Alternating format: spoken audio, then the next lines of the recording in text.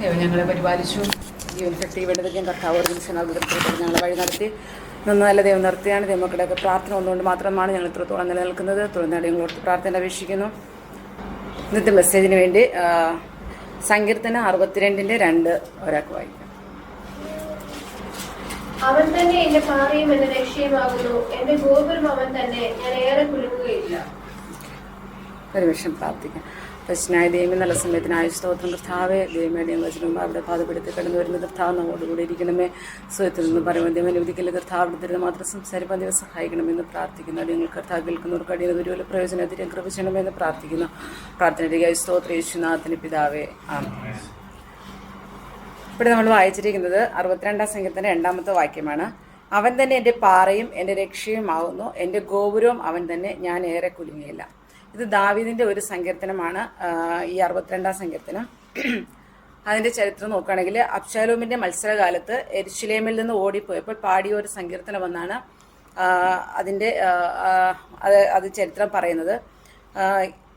പിന്നെ ഈ സങ്കീർത്തനത്തിന് ഒരു പ്രത്യേകത കൂടിയുണ്ട്. ദൈവത്തിൽ ആശ്രയിക്കുന്നതിന് മനുഷ്യനെ പഠിപ്പിക്കുന്ന ഒരു സങ്കീർത്തനം കൂടിയാണ് ഈ 62-ാം സങ്കീർത്തനം എന്ന് പറയുന്നത്. അതായത് ദൈവത്തിൽ ആശ്രയിക്കുന്നതിന് മനുഷ്യനെ പഠിപ്പിക്കുന്ന ഒരു സങ്കീർത്തനം കൂടിയാണ്.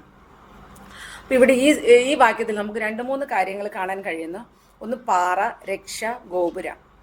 ഇവിടെ പാറ എന്ന് പറയുന്ന അഭയസ്ഥാനത്തെ കാണിക്കുന്നു.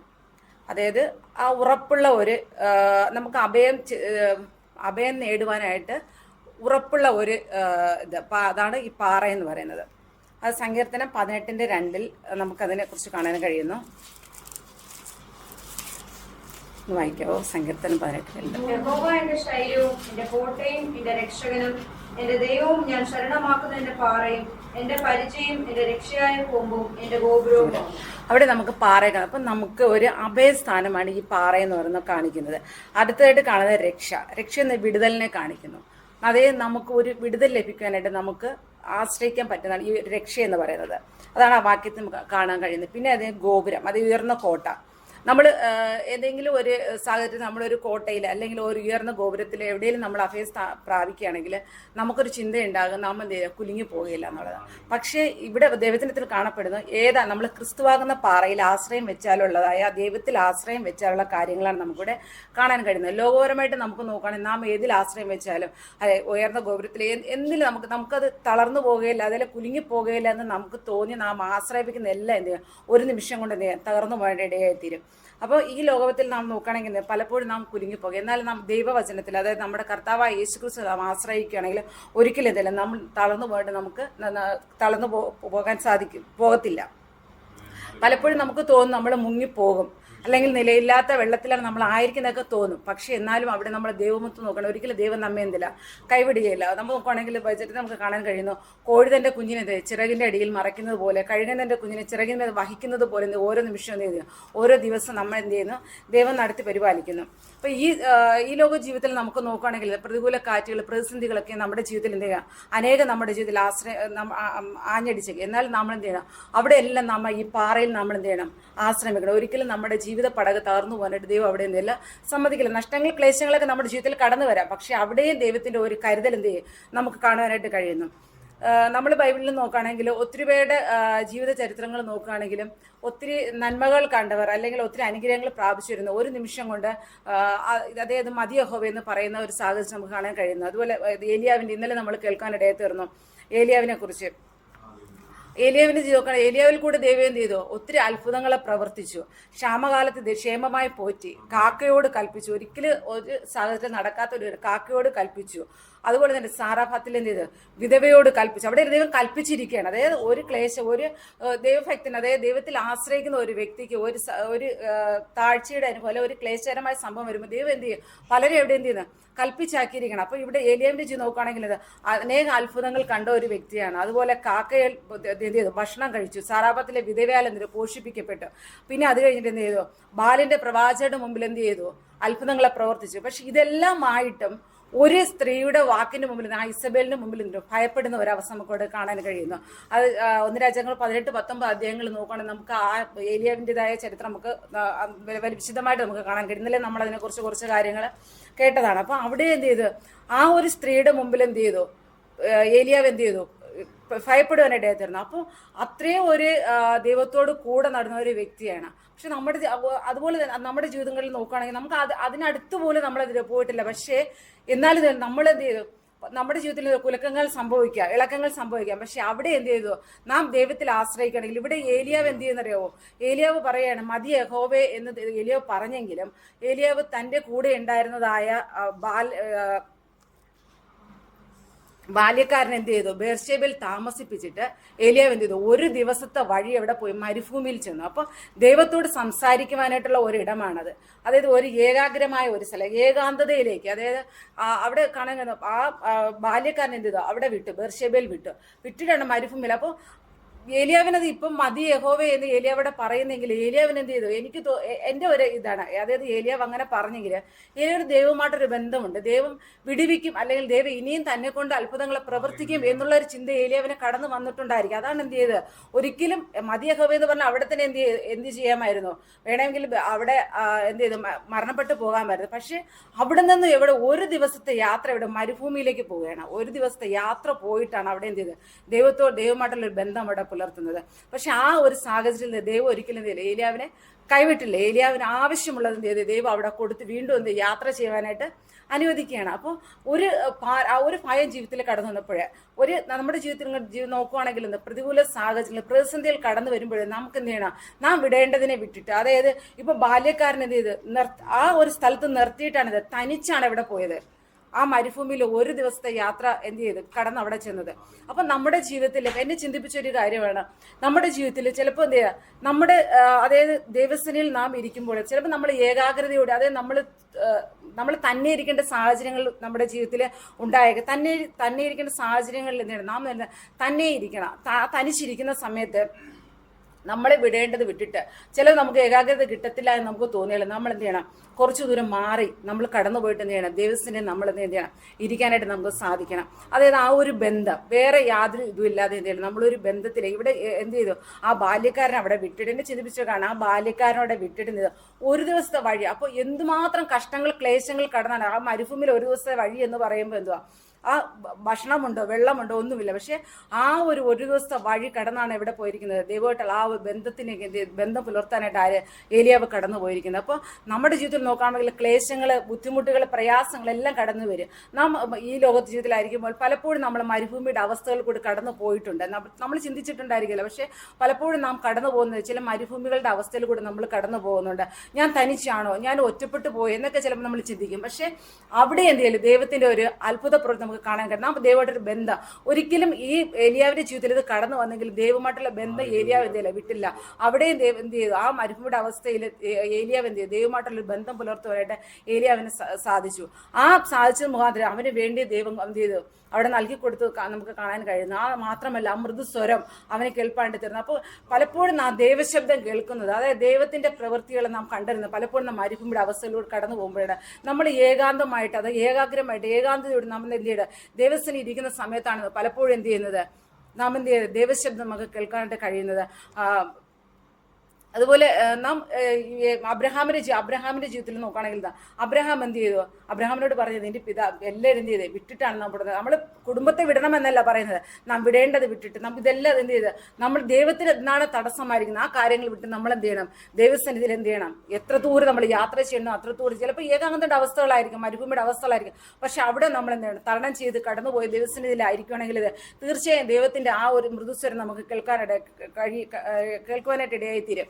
ഇവിടെ ഏലിയാവ് എന്ത് ചെയ്തു, ആ ദൈവത്തോട് സംസാരിച്ചു കഴിഞ്ഞിട്ട് എന്ത് ചെയ്തു, ദൈവം അവനെ മൃദുസ്വരം കേൾപ്പിക്കണം. അത് കഴിഞ്ഞ് വീണ്ടും എന്ത് ചെയ്തു, ദൈവത്തിന്റെ വാഗ്ദത്തങ്ങൾ എന്ത് ചെയ്തു, പലരെ അഭിഷേകം ചെയ്യാനായിട്ട് എന്ത് ചെയ്തു, ഏലിയാവിനോട് ഉയർപ്പിക്കുന്നതായിട്ട് നമുക്ക് കാണാൻ കഴിയുന്നു. അത് കഴിഞ്ഞിട്ട് പോയിട്ട്, അതായത് ഈ സംഭവത്തിന് ശേഷം എന്ത് ചെയ്തു, ഏലിയാവ് എന്ത് ചെയ്തു, അവിടെ പലരെയും എന്ത് ചെയ്തു, അഭിഷേകം ചെയ്തിട്ട് നമുക്ക് കാണാൻ കഴിയുന്നു. അപ്പോൾ ദൈവത്തിനൊരു വാഗ്ദത്വം ഉണ്ടെങ്കിൽ നമ്മൾ ഏത് സാഹചര്യങ്ങളിൽ കടന്നു പോയാലും, മരുഭൂമിയുടെ അവസ്ഥയായിട്ട്, ഒറ്റപ്പെടലിന്റെ അവസ്ഥയായിട്ട്, നിന്ദകളുടെ അവസ്ഥയായിട്ട്, നമ്മൾ ഏത് സാഹചര്യങ്ങളിൽ കടന്നു, പട്ടിണി പോയത് എന്തും ആയിക്കോട്ടെ, പക്ഷെ ആ സാഹചര്യങ്ങളിൽ കടന്നു പോയാലും ദൈവത്തിന് ഒരു വ്യക്തിയിൽ ഒരു വാഗ്ദത്വം ഉണ്ടെങ്കിൽ എന്ത് ചെയ്തു, അത് ദൈവം തക്ക സമയത്ത്, ഏത് സമയത്താണോ ദൈവം അത് ആ പ്രവൃത്തി ചെയ്യണമെന്ന് ആഗ്രഹിക്കുന്നു ആ സമയത്ത് തീർച്ചയായും എന്ത് ചെയ്തു, ദൈവം നടത്തുവാണ്ട്. ഈ ലോകത്ത് ജീവിതത്തിൽ നമ്മൾ നമ്മളായിരിക്കുമ്പോൾ നമുക്ക് കഷ്ടം, പ്രതികൂലം, പ്രയാസങ്ങൾ ചിലപ്പോൾ നമ്മൾ ചിന്തിക്കും. അടുത്തൊരു നിമിഷം നമ്മൾ എങ്ങനെ കടന്നു പോകും നമ്മൾ ചിന്തിക്കുന്നുണ്ട്. ഇപ്പോൾ ഏലിയ പറഞ്ഞ പോലെ അയ്യോ മതിയാകും, എന്തിനാ ഞാനിങ്ങനെ ചെയ്യും. അതുപോലെ പലരും ചിന്തിച്ചിട്ടുള്ള സാഹചര്യമുണ്ട്. പക്ഷെ അവിടെ നമ്മൾ ആ ഒരു സാഹചര്യം നമ്മൾ ദൈവമുഖത്ത് നിൽക്കുവാണെങ്കിൽ തീർച്ചയായും ദൈവം നമ്മെ എന്ത് ചെയ്ത് വിടിവിക്കാനായിട്ട് ശക്തിയുള്ള ദൈവമാണ്. അവിടെ എന്ത് ചെയ്തു, ഏലിയാവ് എന്ത് ചെയ്തു, ദൈവത്തിൽ എന്ത് ചെയ്തു, ആശ്രയം വെച്ചു. അതുപോലെ ഇയ്യോബിന്റെ ജീവിതം നമ്മൾ നോക്കുകയാണെങ്കിൽ ഇയ്യോബിന്റെ ആ 1-ാമത്തെ അധ്യായത്തിൽ നമുക്ക് കാണാൻ കഴിയുന്നത് ഒത്തിരി നന്മകൾ എന്ത് ചെയ്തു, അനുഗ്രഹങ്ങൾ ഇയ്യോബിനുണ്ടായിരുന്നു. ഇയ്യോബിന്റെ ഗുണങ്ങൾ നമുക്കവിടെ കാണാൻ കഴിയുന്നു. പക്ഷെ അതിനിടയിൽ എന്ത് ചെയ്തു, അവിടെ എന്ത് ചെയ്തു, സാത്താൻ പ്രവർത്തിക്കുന്നതായിട്ട് നമുക്ക് കാണാൻ കഴിയുന്നു. പക്ഷെ ആ സാഹചര്യത്തിൽ എല്ലാവരും തള്ളിക്കളഞ്ഞു. എല്ലാവരും ഇയ്യോബിനെ എന്ത് ചെയ്തു, ഒറ്റപ്പെടുത്തി.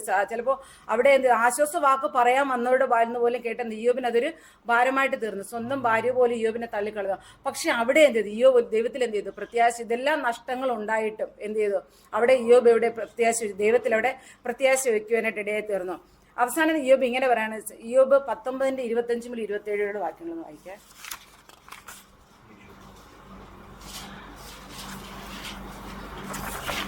എന്നെ വീണ്ടെടുക്കുന്നവൻ ജീവിച്ചിരിക്കുന്നുവെന്നും അവൻ ഒടുവിൽ പൊടിമേൽ നിൽക്കുമെന്നും ഞാൻ അറിയുന്നു. എന്റെ ത്വക്ക് ഇങ്ങനെ നശിച്ച ശേഷം ഞാൻ ദൈവസേവനായ ദൈവത്തെ കാണും. ഞാൻ തന്നെ അവനെ കാണും, അന്യനല്ല. എന്റെ സ്വന്തം കണ്ണ് അവനെ കാണും.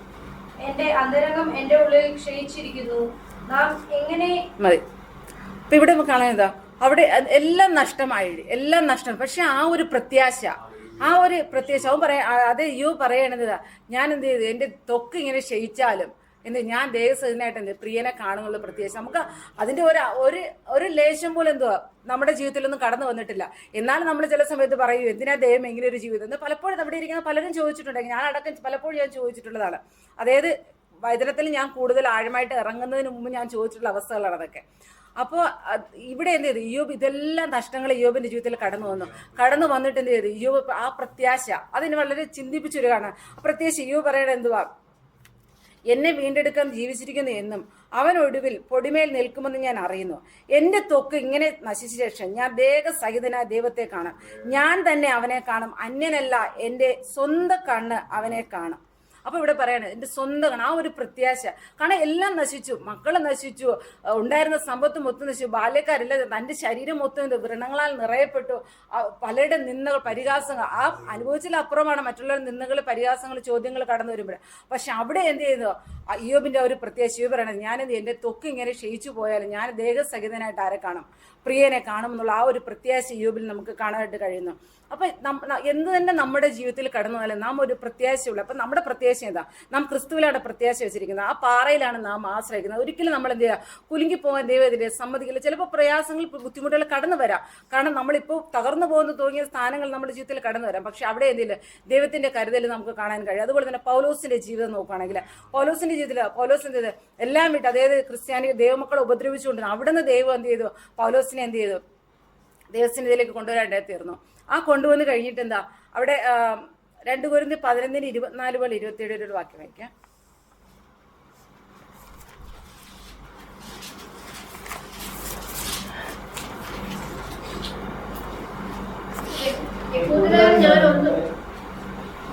ഞാൻ ബുദ്ധിഭ്രമമായി സംസാരിക്കുന്നു.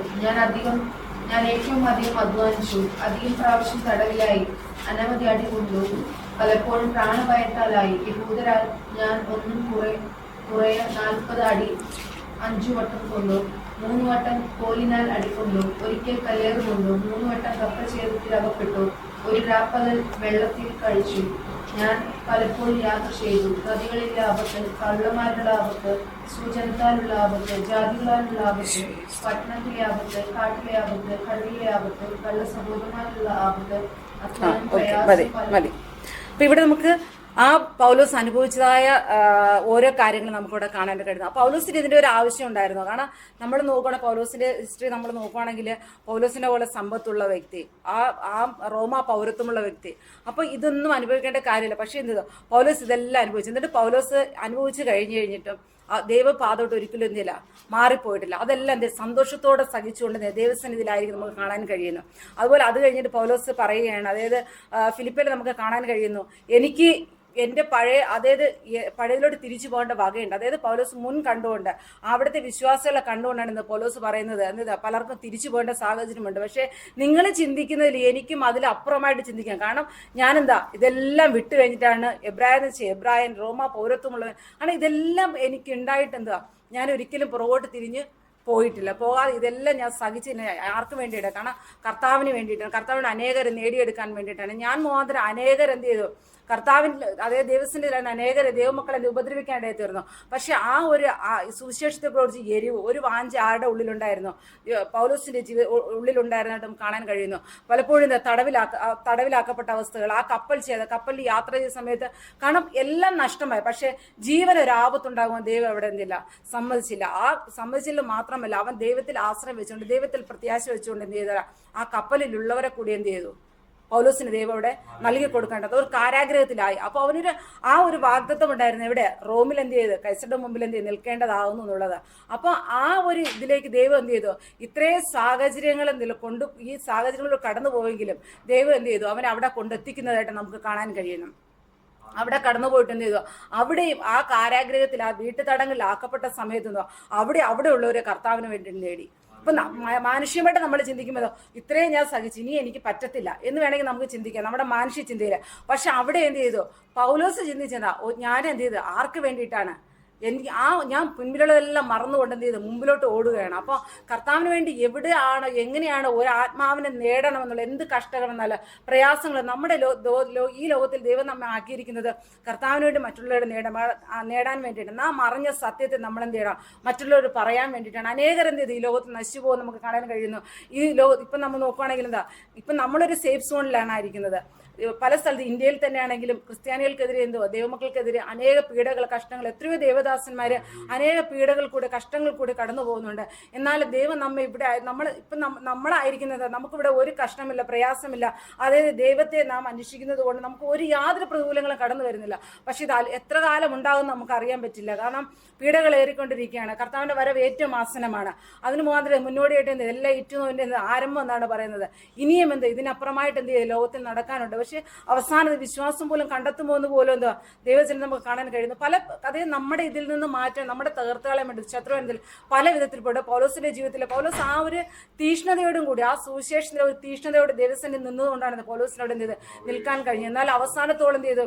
താൻ എന്ത് ചെയ്തു? ലാസ്റ്റ് പറയണം നല്ല പോർ പൊരുത് ഓട്ടം തികച്ചു. ഇതുപോലെ നമുക്ക് പറയാൻ പറ്റുമോ? കാരണം അതുപോലെ ഒരു പ്രത്യാശയുടെ അനുഭവത്തിലേക്ക് എന്ത് ചെയ്ത് അവിടെ പൗലോസ് പോയിട്ട് നമുക്ക് കാണാൻ കഴിയുന്നു. അതുപോലെ എന്നെ ചിന്തിപ്പിച്ച ഒരു വ്യക്തിയാണ് രൂത്ത്. ഇപ്പൊ രൂത്തിന്റെ ഇത് നമുക്ക് നോക്കുവാണെങ്കിൽ എന്താ ആ ഒരു ഒറ്റപ്പെടലിന്റെ അനുഭവം. അതായത് നവോമി തന്റെ ഭർത്താവ് നഷ്ടപ്പെട്ടു. അത് കഴിഞ്ഞ് അമ്മായിയമ്മയോട് എന്ത് ചെയ്തു? പറ്റി നിന്നിട്ട് എന്ത് ചെയ്യുന്നറിയാവോ? അമ്മായിയമ്മ പറഞ്ഞു നിങ്ങൾ രണ്ടുപേരും എന്താ നിങ്ങൾ സ്വദേശത്തേക്ക് പൊക്കോളാൻ പറഞ്ഞു. പക്ഷെ എന്ത് ചെയ്തു? ഓർപ്പ അമ്മായിയമ്മയെ ചുംബിച്ച് പിരിഞ്ഞു. പക്ഷെ രൂത്ത് എന്ത് ചെയ്യുന്നറിയാവോ? അമ്മായിയമ്മയോട് പറ്റി നിന്നു. ആ ഒരു പറ്റി നിൽക്കുന്നതായ ഒരവസ്ഥ അവിടെ നമുക്ക് ഈ ലോകത്ത് ചിലപ്പോൾ നമുക്ക് നോക്കുകയാണെങ്കിൽ ഭർത്താക്കന്മാരുണ്ടെങ്കിൽ പോലും നമ്മൾ അമ്മായിയമ്മയുടെ കൂടെ നിൽക്കാൻ മടിക്കുന്ന ആൾക്കാരുടെ പലരും. പക്ഷെ ഇവിടെ അമ്മായിയമ്മ ഭർത്താവ് നഷ്ടമായിട്ട് പോലും എന്ത് ആ അമ്മായിയമ്മയോട് പറ്റി നിൽക്കാൻ എന്ത് ചെയ്തു? രൂത്തിന് കഴിഞ്ഞു. അപ്പൊ ഈ ലോകത്തിലേതായ നമ്മൾ ജീവിക്കുമ്പോൾ ഈ ലോകമോഹങ്ങൾ പലതും നമ്മളെ ഞെരിക്കാം. പക്ഷെ എന്നാൽ ആ ഒരു ദൈവത്തോട് പറ്റി നിൽക്കുന്ന ഒരവസ്ഥ ആ രൂത്തിൽ നമുക്ക് കാണാൻ കഴിയുന്നു. അവിടെ രൂത്ത് 1:16 ഒന്ന് വായിക്കാം. നിന്നെ വിട്ടുപിരിവാനും നിന്റെ കൂടെ വരാതെ മടങ്ങി പോകുവാനും എന്നോട് പറയരുതേ. നീ പോകുന്നിടത്ത് ഞാനും പോരും, നീ പാർക്കുന്നിടത്ത് ഞാനും പാർക്കും. നിന്റെ ജനം എന്റെ ജനം, നിന്റെ ദൈവം എന്റെ ദൈവം. അപ്പൊ ഇവിടെ നമുക്ക് കാണാൻ കഴിയുന്നത് ആ പറ്റി നിൽക്കുന്ന ഒരവസ്ഥ. അതായത് നവോമിയോട് പറയാണ് നിന്റെ ദൈവം എന്റെ ദൈവം, നിന്റെ ജനം എന്റെ ജനം, നീ പോകുന്നിടത്ത് എന്ത് ചെയ്ത് ഞാനും പോകും എന്നവിടെ പറയുന്ന ആ പറ്റി നിൽക്കുന്ന ഒരവസ്ഥ നമുക്ക് കാണാൻ കഴിയും. അപ്പോൾ ഇവര് അതായത് ഈ മോവാബിൽ നിന്ന് ഈ രൂത്തിന്റെ നോക്കുകയാണെങ്കിൽ എന്താ 10 തലമുറയുടെ ദിവസത്തിൽ പോകുവാൻ പറ്റാത്ത ഒരു അവസ്ഥയാണ്. പക്ഷേ അവിടെ എന്തത് രൂത്തിന്റെ ആ സമയത്ത് ആ ദൈവത്തിന് ഒരു പ്രവൃത്തി ചെയ്യണമെന്നുണ്ടെങ്കിൽ ദൈവം എന്ത് ചെയ്തു? അവിടെ ദൈവത്തിന്റെ പ്രവൃത്തി ചെയ്യും. അത് അവിടെ ഒന്നിനും തടസ്സമില്ല. പക്ഷെ അവിടെ എന്ത് ചെയ്ത്? രൂത്ത് എന്ത് ചെയ്ത്? ദിവസത്തിൽ കടന്നു പോകാൻ ഇടയായി തീർന്നു. അവിടെ നവോമിയുടെ കൂടെ നിന്നിട്ടുണ്ട്. അവരെന്ത് ചെയ്ത്? വീണ്ടും ഇവിടെ പോകണം, ബത്ലഹേമിലേക്ക് പോകണം. അപ്പൊ യവക്കൊയ്ത്തിന്റെ ആരംഭത്തിലാണ് അവിടെ എന്ത് ചെയ്ത്? അവരെന്ത് ചെയ്ത്? ബത്ലഹേമിലേക്ക് പോകുന്നത്. അവിടെ പോയി കഴിഞ്ഞിട്ട് പലരും ചോദിക്കുന്നുണ്ട്, ഇന്ന ആളല്ലേ എന്നൊക്കെ ചോദിക്കുന്നുണ്ട്. പക്ഷേ അവിടെ പോയി കഴിഞ്ഞിട്ട് എന്ത് ചെയ്ത് രൂത്ത് പറയുകയാണ്, ഞാനത് അതായത് കാല പെറുക്കാനായിട്ട് ഞാൻ പൊക്കോട്ടെ എന്ന് ചോദിക്കുന്നത്. അപ്പോൾ നവോമി എന്ത് അതിന് അനുവാദം കൊടുത്തു. അങ്ങനെ കടന്നു പോകുന്ന നമുക്ക് കാണാൻ കഴിയുന്നു. പക്ഷെ അവൾ കടന്നു പോകുന്ന ഈ നോർമലി നമ്മൾ മാനുഷ്യമായിട്ട് ചിന്തിക്കുകയാണെങ്കിലോ എൻ്റെ ഭർത്താവ് നഷ്ടപ്പെടും, അപ്പം എനിക്ക് പുറത്തിറങ്ങാനുള്ളതായ ഒരു എന്താ എല്ലാവർക്കും ഒരു പുറത്ത് ഇറങ്ങത്തില്ല ആരും. മിക്കവാറും വീട്ടിൽ തന്നെ ആയിരിക്കും, അല്ലെങ്കിൽ പല ദുഃഖങ്ങളും പ്രയാസങ്ങളൊക്കെ ഇങ്ങനെ ഉള്ളിൽ വെച്ചുകൊണ്ടിരിക്കുക. പക്ഷെ അവിടെ ഞാൻ നോക്കുകയാണെങ്കിൽ എന്താ ആ അമ്മായിയമ്മയോട് ചോദിച്ചു കഴിഞ്ഞിട്ട് രൂത്ത് എവിടെ പോയാണ്, കാല പെറുക്കാനായിട്ട് പോകണം. അപ്പോൾ പോയി പെട്ടത് എവിടെയാ, ബോവസിന്റെ വയലിൽ. ആ ഭാഗ്യവശാൽ എന്ത് ചെയ്തോ ബോവസിന്റെ വയലിലാണ് അവിടെ ചെന്ന് പെട്ടത് നമുക്ക് കാണാൻ കഴിയുന്നത്. അവിടെ പോയി ഇപ്പോൾ നമ്മൾ നോർമലി ഒരിടത്ത് നമ്മളിപ്പോൾ കാല പെറുക്കുക അല്ലെങ്കിൽ നമ്മളിങ്ങനെ എന്തെങ്കിലും ചെയ്യാനായിട്ട് പോകുന്നത്, അവിടെ നമുക്ക് ഉപദ്രവം ഉണ്ടാകാം, പ്രയാസങ്ങളുണ്ടാകും, മറ്റുള്ളവരുള്ള ശല്യങ്ങൾ പലതും നമുക്കുണ്ടാകാം. പക്ഷെ ഇവിടെ എന്ത് ചെയ്തു, ദൈവത്തിന്റെ ഒരു കരുതൽ കാണാനായിട്ട് കഴിയുന്നു. ആ ബോവസ് അവിടെയുള്ള ആൾക്കാരോട് എന്ത് ചെയ്ത് കൽപ്പിക്കുകയാണ്, എന്ത് ചെയ്ത് അവളെ തുടരുത്, അവൾക്ക് ആവശ്യമുള്ള എന്ത് ചെയ്ത് അവിടെ നൽകി കൊടുക്കണം. ആ ഇതിൽ നിന്ന് എന്താണ് കറ്റകൾ വലിച്ചിട്ടേക്കണം എന്നൊക്കെ അവിടെ പറയണം. ആ ഒരു എന്നെ ചിന്തിപ്പിച്ചു അവിടെ കൽപ്പിക്കുകയാണ്, അവിടെ ബാല്യക്കോട് കൽപ്പിക്കുകയാണ് അവളെ എന്ത് ചെയ്ത് തുടരുന്നത്. അപ്പം ദൈവത്തിന്റെ ഒരു കരുതല്. ഇപ്പൊ നാം ചിന്തിക്കുകയോ എനിക്കെല്ലാം നഷ്ടമായി, ഇനി എങ്ങനെയാ മുമ്പോട്ട്. പക്ഷെ ദൈവം അവിടെ എന്ത് ചെയ്യുന്നു, പലരെ കൂടി എന്ത് ചെയ്തു നമുക്കുള്ള തരുവേണ്ട ദൈവം ഇവിടുന്ന് കൽപ്പിച്ചാക്കിയിരിക്കുകയാണ്. ഇവിടെ രൂത്ത് എന്ത് ചെയ്യുന്നത്, അവിടെ പോയി പെട്ടത് എവിടെ, ബോവസിന്റെ വയലാണ്. അവിടെ പോയി കഴിഞ്ഞിട്ട് എന്ത് ചെയ്യുന്നത്, അവളെന്ത് ചെയ്തു അവിടെ ആ ബോവസ് പറഞ്ഞതനുസരിച്ച് എന്ത് ചെയ്തു അവിടെ നിൽക്കുന്നതായിട്ട് കാണാൻ കഴിയുന്നു. അത് പിൽക്കാലത്ത് അവൾ അങ്ങനെ നിന്നത് കാണാം. അതായത് ആ കഷ്ടങ്ങളും ആ നിന്നുകളെല്ലാം സഹിച്ചു അവൾ അവിടെ എത്തിപ്പെട്ടത് കാരണം എന്ത് ചെയ്തു നല്ലൊരു എന്ത് ചെയ്തു ആ ഒരു കർത്താവ് യേശു ക്രിസ്തുവിന്റെ ആ വംശാവലിയിൽ വന്നിച്ചുള്ള ഭാഗ്യം ആർക്ക് കിട്ടി, രൂത്തുണ്ട്. ഒരിക്കലും ചിന്തിച്ച് കാണത്തില്ല അവരെ. കാരണം ദൈവസന്നിധാനത്ത് ദൈവത്തിന്റെ ആലയത്തിൽ പോലും വരുവാനത് യോഗ്യത ഇല്ലാതിരുന്നതാണ്. പക്ഷെ അവിടെ എന്ത് ചെയ്തു ആ പറ്റി നിന്നത് കൊണ്ട് ആ അമ്മായിയോട് പറ്റി നിന്ന്, അതുപോലെ തന്നെ നമ്മൾ ആ ദൈവത്തോട് പറ്റി നിന്നത് കൊണ്ട് ദൈവ മുഖത്തും നോക്കിയത് കൊണ്ട് എന്ത് ചെയ്തു അതിനുള്ള ഭാഗ്യം ആർക്ക് കിട്ടി, രൂത്തിന് ലഭിച്ചതായിട്ട് നമുക്കവിടെ കാണാൻ കഴിയുന്നു. അതുപോലെ വാഗ്ദത്തമുള്ളതിനെ തകർക്കാൻ ശത്രുവായ ദൈവം പല വിധത്തിൽ എന്ത് ചെയ്തും ശ്രമിക്കും. ഇപ്പൊ ഈ പറയപ്പെട്ട വ്യക്തികളൊക്കെ ഏലിയാവിന്റെ ജീവിതത്തിൽ നോക്കുകയാണെങ്കിലും യോബിന്റെ ജീവിതത്തിൽ നോക്കുകയാണെങ്കിൽ രൂത്തിന്റെ ഇവർക്ക് തകർക്കുക കളയാൻ വേണ്ടി ശത്രുവാൻ ശ്രമിച്ചു. പക്ഷെ എല്ലാം എന്ത് ചെയ്യില്ല, അവിടെ എല്ലാം ദൈവത്തിന്റെ കരുതൽ, അവിടെ ദൈവത്തിൽ ആശ്രമിച്ചു. ദൈവിക വാഗ്ദത്തം ഒരു വ്യക്തിയുടെ മേലുണ്ടെങ്കിൽ എന്ന് അറിയാവോ, ഏത് ശക്തി അവനെ തകർക്കാൻ നോക്കിയാലും ദൈവം എന്തില്ല ഒരിക്കലും അതിന് സമ്മതിക്കില്ല. നമ്മൾ ഈ ലോക ജീവിതത്തിൽ നമ്മൾ ആയിരിക്കുമ്പോൾ പ്രതിസന്ധിയിൽ പ്രതികൂല കാറ്റുകളൊക്കെ നമ്മുടെ ജീവിതത്തിൽ ഒത്തിരി ആഞ്ഞടിക്കുക. പക്ഷെ അതിന്റെ സാധ്യതയില്ല. നമ്മൾ വചനത്തിൽ ആശ്രയം വെച്ചുകൊണ്ട് ആ ദൈവമുഖത്ത് നാം നോക്കണം, ആ പ്രത്യാശയുള്ളവരായിട്ട് നാം ആയിരിക്കണം. ഒരിക്കലും നമ്മളെ തളർന്നോ ക്ഷീണിച്ചു പോകാൻ ദൈവം എന്നില്ല അനുവദിക്കുകയില്ല. അത് മോശയുടെ ഇന്നലെ ഇവിടെ സംസാരിക്കണം, മോശയുടെ ചരിത്രം നോക്കുകയാണല്ല, കർത്താവ് യേശുക്രിസ്തുവിന്റെ ചരിത്രം നോക്കുകയാണ്. ഒരിക്കലും അവര് ആ വാഗ്ദത്തം മുഴുവൻ അവരെ തകർത്തുകളെ നോക്കി അതിന്റെ ആ വിജയത്തിലേക്ക് എത്താതിരിക്കാൻ അവിടെ ശത്രുവായത് ജനനം മുതൽ പരിശ്രമിച്ചു. എന്നാൽ അവിടെ എന്ത് ചെയ്തു, ദൈവത്തിന്റെ ഒരു വലിയ പ്രവൃത്തി നമുക്ക് കാണാൻ കഴിയുന്നു. അതിനൊന്നും ശത്രുവിന് എന്തില്ല അവരെ തകർത്തോളം കഴിഞ്ഞില്ല. ശത്രുവിന്മേൽ പൂർണ്ണമായിട്ട് ജയോത്സവം കൊണ്ടാടുവാനായിട്ട് കഴിയുന്നതായിട്ട് നമുക്ക് കാണാൻ കഴിയുന്നു. ആ ജയോത്സവം കൊണ്ടാടിയത് കൊണ്ടാണ് നമുക്ക് ഓരോരുത്തർക്കും ഈ രക്ഷ ലഭ്യമായിരിക്കുന്നത്. അപ്പം ദൈവം നമ്മെ ഏൽപ്പിച്ചിരിക്കുന്ന ഓരോ കാര്യങ്ങളും, അതായത് ഇപ്പൊ ഈ ലോകത്തിൽ നമ്മളായിരിക്കുമ്പോഴും നമുക്ക് കിട്ടുന്ന സമയം, അതായത് നമുക്ക് പ്രാർത്ഥിക്കാൻ കിട്ടുന്ന സമയം, മറ്റുള്ളവർ അതായത് ദൈവത്തെക്കുറിച്ച് യേശുവിന്റെ സ്നേഹത്തെക്കുറിച്ച് പറയാൻ പറ്റുന്ന സമയം നമ്മളിതിനെ പറയണം. പലപ്പോഴും ഞാൻ ചിന്തിക്കാറുണ്ട്, ഞാൻ എങ്ങനെ പറയും, മറ്റുള്ളവരോട് എങ്ങനെ സംസാരിക്കാം, കാരണം എൻ്റെ ജീവിതം ഇങ്ങനെയാണല്ലോ എന്നൊക്കെ പലപ്പോഴും. പക്ഷേ അത് നമ്മൾ നോക്കുക, എന്നെ കഴിഞ്ഞ ദിവസങ്ങളൊക്കെ ദൈവം ചിന്തിപ്പിച്ച ഒരു കാര്യം, അതെല്ലാം നമ്മൾ പുറകിൽ വെക്കുക. അതൊന്നും നമ്മൾ ചിന്തിക്കേണ്ട കാര്യം നാളെ എങ്ങനെയായി തീരും, അല്ലെങ്കിൽ അടുത്ത നിമിഷം എങ്ങനെയായി തീരും, ഞാൻ തകർന്നു പോയില്ല എന്ന് ഒരിക്കലും നമ്മൾ ചിന്തിക്കേണ്ട ആവശ്യമില്ല. നാം ദൈവദിനത്തിൽ പ്രത്യേകിച്ച് അനുദിനം ആവശ്യമില്ല. ഏലിയാവിനെ നോക്കല്ലേ, ദൈവം അവിടെ പറയണേ തിന്നുക.